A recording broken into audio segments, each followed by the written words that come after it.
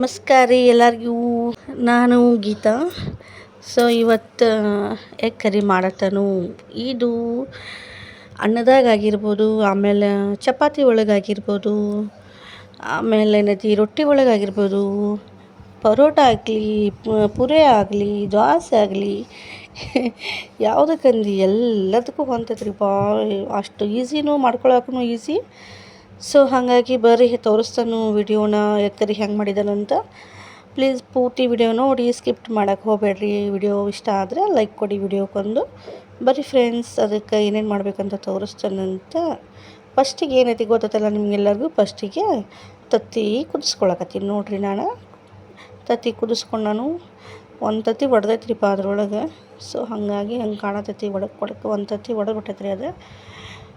ಇದಕ್ಕೆ ಈಗ ನಾನು ಇದ್ರೊಳಗೆ ಏನು ಕಾಂಬಿನೇಷನಪ್ಪ ಅಂದ್ರೆ ಪರೋಟ ತೊಗೊಂಡು ಬಂದೆವು, ಪರೋಟ. ಸೊ ಹಾಗಾಗಿ ಪರೋಟ ನಿಮ್ಗೆ ಎಲ್ಲದ್ರಾಗ ಹೊಂತದ್ ಬಿಡ್ರಿಪ್ಪ, ಹೊಂದರ್ದಾಗ ಅಂತೇನಿಲ್ಲ, ಎಲ್ಲದ್ರಾಗ ಹೊಂತೈತಿ. ಕುದಿಸಿ ಆದ್ಮ್ಯಾಗ ನೋಡ್ರಿ ಅದರ ನೀರು ನೋಡ್ರಿ ತೋರ್ಸಾತ. ನಾನು ಉಗ ನೋಡ್ರಿಪ್ಪ ಯಾವ ಥರ ಐತಿ, ಬಸಾತ ನೀರು ಬೇಸನ್ದಾಗ ಬಸಾತನು. ಸ್ವಲ್ಪ ತಣ್ಣೀರು ಹಾಕ್ಕೊಂಡು ಇದು ಮಾಡತ್ತನು. ಈಗ ಇದಕ್ಕೆ ಏನೇನು ಬೇಕು ಅಂದರೆ ಟಮಾಟಿ, 2 ಟಮಾಟಿ ತೊಗೊಂಡನು. ಆಮೇಲೆ ದೊಡ್ಡದೊಂದು ಉಳ್ಳಾಗಡ್ಡಿ ತೊಗೊಂಡನು, ಸಣ್ಣಗೆ ಕಟ್ ಮಾಡಿದನು. ಎಲ್ಲ ಇವನ್ನೆಲ್ಲ ತೊಳ್ಕೊಂಡು ಏನೈತಿ ಒಡೆದೈತೆ ಅಂತೈತಿ. ಸುಲ್ಕೋತಾನೆ ಇವನ್ನೆಲ್ಲ.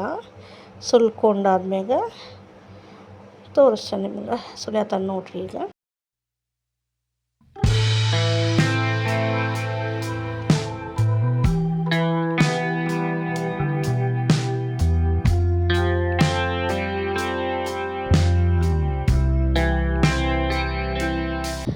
ಈಗ ನೋಡ್ರಿ ಕೊಬ್ಬರಿ ಒಂದು ಸ್ವಲ್ಪ ಕೊಬ್ಬರಿ ತೊಗೊಂಡಿನಿ, ಅರ್ಧ ಅರ್ಧ ತೊಗೊಂಡನು ಕೊಬ್ಬರಿ. ಆಮೇಲೆ ಬೆಳ್ಳುಳ್ಳಿ ತೊಗೊಂಡನು.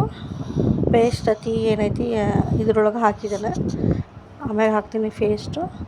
ಸೊ ಈಗ ಮಿಕ್ಸರ್ ಹಾಕ್ಕೊತೀನಿ ರೀ ನಾನು. ಜಾಸ್ತಿ ಏನು ಮಿಕ್ಸರ್ ಹಾಕೊಳ್ಳಲ್ಲ, ಕೊಬ್ಬರಿ ಆಮೇಲೆ ಬೆಳ್ಳುಳ್ಳಿ ಅಷ್ಟೇ.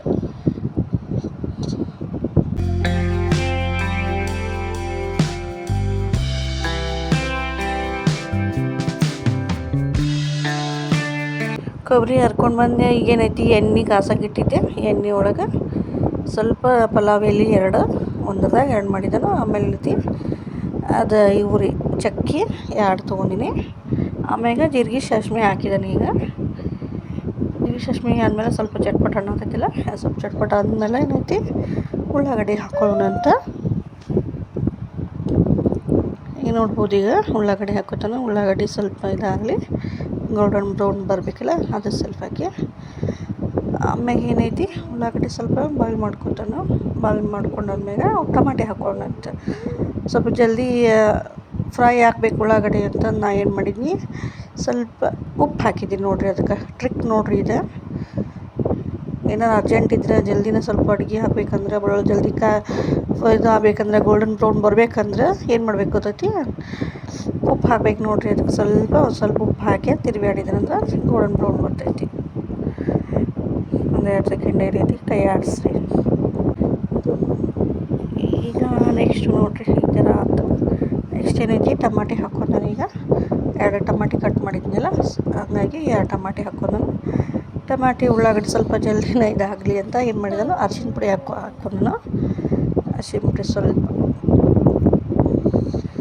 ಸಣ್ಣ ಚಮಚಲ್ಲಿ ಏನೈತಿ ಸ್ವಲ್ಪ ಒಂದು ಅರ್ಧ ಚಮಚಕ್ಕಿಂತ ಸ್ವಲ್ಪ ಕಡಿಮೆ ಅಷ್ಟು ಅರಿಶಿನ ಪುಡಿ ಹಾಕ್ಕೊಂಡು ನೋಡಿರಿ ನಾನು. ಈಗೇನೈತಿ ಎಲ್ಲ ಫುಲ್ ಕುದಿಸಿದ್ದು ನೋಡಿರಿ ಎಣ್ಣೆಗೆ.